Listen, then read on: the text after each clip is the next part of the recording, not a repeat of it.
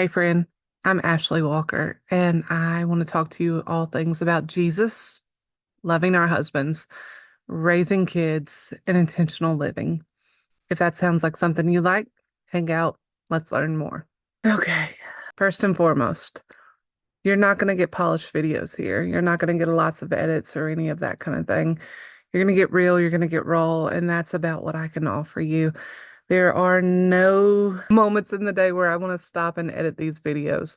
However, I feel like there is a voice that needs to be told, something that needs to be heard. God has put in my heart and my soul lessons learned the hard way, experiences learned through working with so many clients, how to get over things, how to move through things, how to see things differently. And I want to share all of that with you. Here seems like a safe place to do it. So, shall we start? I am in such a good place now, most days, but it didn't always start that way. Life has not always been easy, and that is okay. That is actually good. Without the hard in life, we don't necessarily get to the great. We don't understand what the great is if we haven't lived in the valley. And so I'm thankful for the battles. I am thankful for the challenges. I am thankful for the obstacles that almost threw me off my course more times than I can count. I am thankful for every time I felt separated because it made me realize to depend on no one but Jesus when it comes to feeling fulfilled. With all of that being said, today's topic, being raised by someone who loves you beyond what they have to. I had someone in my life who did not have to love me the way they did.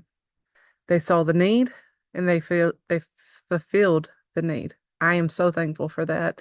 I do not think that I would have become the human being that I am now if I would have not had the guidance and direction I did at that pivotal point in time in my life.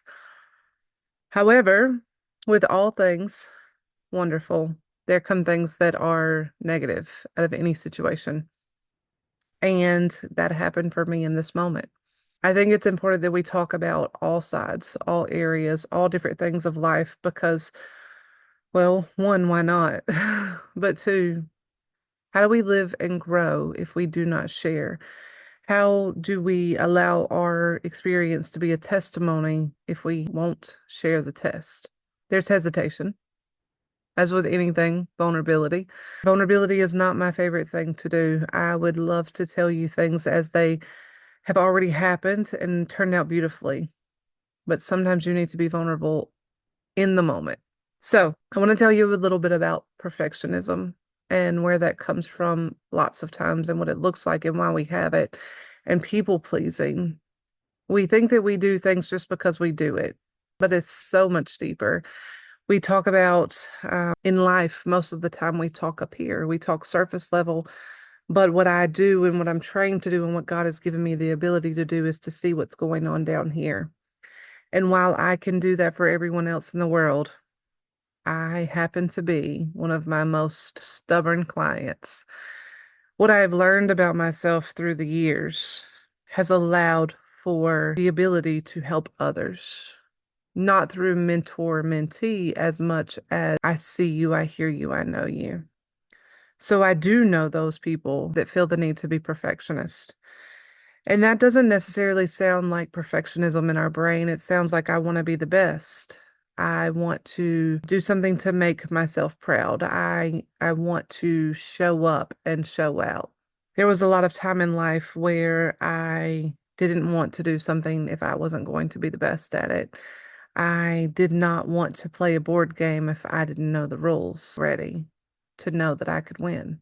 I didn't want to be in a Zumba class unless I was going to be there often and know all the moves, typically, usually better than the instructor.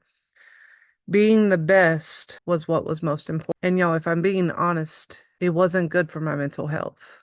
Let's talk about mental health for half a second. Mental, our brain, our mind, our emotions, health.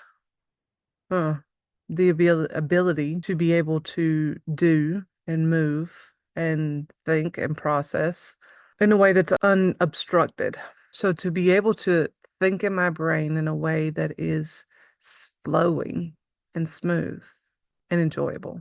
Feeling the need to be a perfectionist the need to be the best at everything did not allow me to flow. I was always forcing. I was forcing things to happen to make sure that everyone knew I could. I was enough. I could take any problem and fix it. Guilt. Guilt was a big thing. When I did not want to do what that person asked me to do, I felt guilty, even though it did not align with what I felt like God's call was for me. See, the thing about it is when we have that person in our world that loves us that much, we can begin to hang on their every word. And that person might come into our life when we are young. It might be our spouse when we are older. It might be a best friend as we go through life. But God has told us that we are to depend on His word, His guidance. Yes, we can ask for advice, but that is all it is an advice. And when we start to feel guilty because we are not doing things that others have told us we need to do, there the problem arises.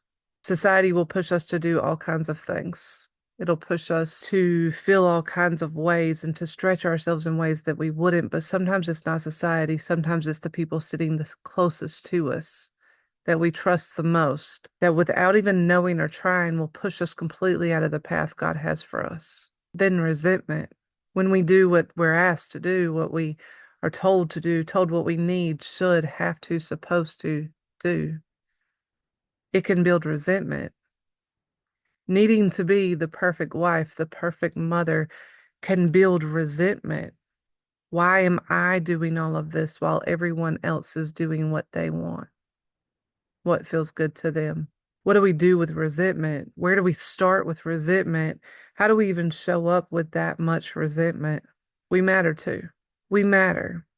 And while that person that loves us so much also matters, that is not all that matters. We matter. And God's will for us matters. God's design for us matters. When we think about self-love and self-care and all the self things, I'm not sure if we even understand the depth of that. The ability to be able to stop the negative voices in our head, the ability to stop the self-sabotage, all the things that allow us to live the way God designed. So while I am the person I am because of extra love that was poured on me, I have to realize that that was the story that was written for me. And if I'm going to live out the story that I write, it must be based around what is good and honoring and straight from God for me. If this is something you're struggling with, I'd love to talk to you about it, see how we might be able to help, how we can help you move forward. I have an entire team of coaches that are also here and willing and ready to help. It is really hard to do life alone, and that's why we do it, because together we can do more.